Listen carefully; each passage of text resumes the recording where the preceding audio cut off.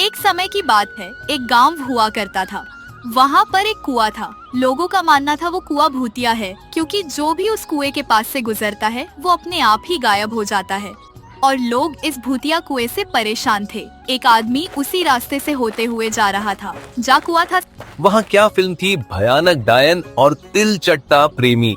ऐसी फिल्में बननी चाहिए, मजा आ गया। पर मुझे थोड़ी प्यास भी लग रही, कहीं कुछ पीने को मिल जाए। वो ये सब बोलता जा रहा था, पर उसे वो कुआं दिखा। अरे कुआं, चलो अब मेरी प्यास मिट जाएगी। आदमी अपनी प्यास को मिटाने के लिए उस कुएं के पास जाता है और अचानक वो वहाँ से गायब हो जाता है। अगले दिन पूरे गांव में ये खबर आग की तरफ फैल जाती है और गांव के लोग आपस में बात करते हैं। अरे रो मत गलीचा भाई, अब होनी को कौन टाल सकता है। आखिर आपका बेटा उस कुएं के पास क्यों गया था? क्या आपने उसे बताया नहीं? क्या बताऊं पलटा भाई, अब कल ही सुबह वो शहर से आया था और उसे कुछ बताता, पर उससे पहले वो शाम को फिल्म देखने गया था। फिर उसके बाद वो वापस ही नहीं लौटा। ये सब बोलकर गलीचा और रोने लगा और सभी गांव के लोग उसे चुप करा रहे थे। रात में उस गांव में एक लड़का रवि बीमार हो गया था। उसके पिता उसके इलाज के लिए उसे डॉक्टर के पास ले जा रहे होते हैं और रास्ते में वो कुआं पड़ता है। रवि के पिता कुआं देखकर घबरा जाता है और रवि को बोलते हैं, रुको रुको बेटा, रवि उधर मत जाओ, वो कुआं भूतिया है बेटा, मान जाओ। बापू भूत भूत कुछ नहीं होता, ये तो बस एक अफवाह है जो पूरे गांव में फैली हुई है। जो भी हो बेटा, पर मेरी बात मानो, वहाँ मत जाओ। अभी थोड़ी ही देर पहले तू बीमार था और अब तू कुएं के पास जा रहा है। रवि के पिता रवि को बार बार बुलाते रहे, पर वो माना नहीं और वो कुएं के पास जाके उसके अंदर देखने लगा और वो उसमें गिर गया। ये देखकर रवि के पिता बहुत जोर से चिल्लाए, अरे मेरा बेटा गिर गया, अरे मेरा बेटा गिर गया, बचाओ बचाओ। रवि के पिता की आवाज सुनकर सारे गांव वाले भागकर उस कुएं के पास आ जाते हैं। क्या हुआ क्या हुआ? ये सूरज भाई इतना क्यों चिल्ला रहे हैं? रवि के पिता सारी बात गांव के लोगों को बताता है और रोने लगता है और सभी लोग यह सुनकर चिंता में आ जाते हैं और सभी लोग गांव के मंदिर में जाते हैं। हे भगवान, मेरे बेटे को बचा लो, मेरी वो एक ही संतान है। सभी लोग मिलकर भगवान से प्रार्थना करते हैं और वही दूसरी ओर सूरज का बेटा रवि उस कुएं में बेहोश पड़ा था।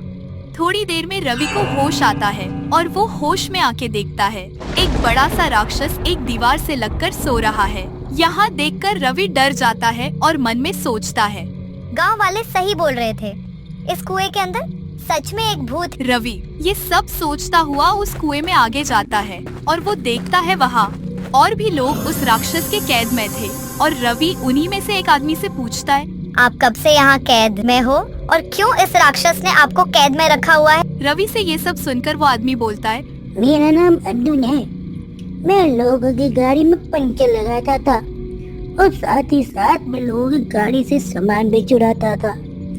एक दिन मैं चोरी करके गांव से बाहर जा रहा था। आज तो अच्छा माल चुरा लिया, अब मजा आएगा, बड़ी प्यास लग रही है। अरे वाह कुआं, क्या बात है, चोरी भी हो गई और पानी भी मिल गया, आज तो बड़ा मजा आ गया। अब्दुल इतना बोलकर कुएं के पास गया और अचानक से वो गायब हो जाता है और वो गायब होके सीधा उस राक्षस के पास आ जाता है और वो अब्दुल को कैद कर लेता है और सभी बंधक अपनी अपनी बात रवि को बताते हैं और इतने में वो राक्षस जाग जाता है। क्या सपना था? राक्षस ये सब बोलकर अपनी नाक से सूंघता है और बोलता है, लगता है कोई सपना नहीं, मेरी नाक सुन पा रही है कि कोई न कोई तो यहाँ एक मनुष्य आया है और मेरे बिना उन्होंने देखे। राक्षस की आवाज सुनकर रवि डर जाता है और वो डर के मारे एक बड़े पत्थर के पीछे छिप जाता है और मन ही मन बोलता है, हे भगवान बचा लो मुझे। वही दूसरी ओर गांव के लोग मंदिर के बाहर सभी भगवान से प्रार्थना कर रहे होते हैं। तभी वहाँ एक साधु आता है। तुम लोग क्या उस राक्षस से डरे हुए हो? हाँ बाबा। रवि के पिता ने सारी बात बाबा को बता दी और बाबा ने कहा, बेटा वो राक्षस भी एक इंसान था, पर वो लोगों को दुख देता था और बेवजह जानवर को मारकर खा जाता था। कुछ साधुओं ने उसे श्राप दे दिया, तब से वो राक्षस में बदल गया, लेकिन अब उसकी मुक्ति का समय आ गया है। साधु वहाँ से गायब हो गया और वो साधु सीधा रवि के पास आ जाता है। रवि बेटा डरो मत। तभी वहाँ वो राक्षस आ जाता है।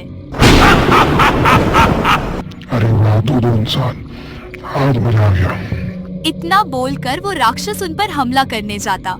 तभी साधु अपनी शक्ति से उस राक्षस पर वार करता है और वो राक्षस एक इंसान में बदल जाता है और सभी बंधक मुक्त हो जाते हैं और रवि और गलीचा का बेटा भी मुक्त हो जाता है। मेरा बेटा जिंदा है, आपका लाख लाख धन्यवाद। आपकी वजह से मुझे मेरा बेटा मिल पाया। ये सब बोलकर गलीचा साधु महाराज को हाथ जोड़ता है और साधु महाराज फिर बोलते हैं, कोई बात नहीं, और आपके यहाँ रेखा काकी कहाँ है? रेखा काकी क्यों महाराज? वो इसलिए क्योंकि जो कुएं में राक्षस था वो और कोई नहीं, वो रेखा काकी का बेटा जो ये रहा। ये बोलकर साधु के पीछे से मगनाता और काकी उस देखकर रोती और साधु का धन्यवाद करती है।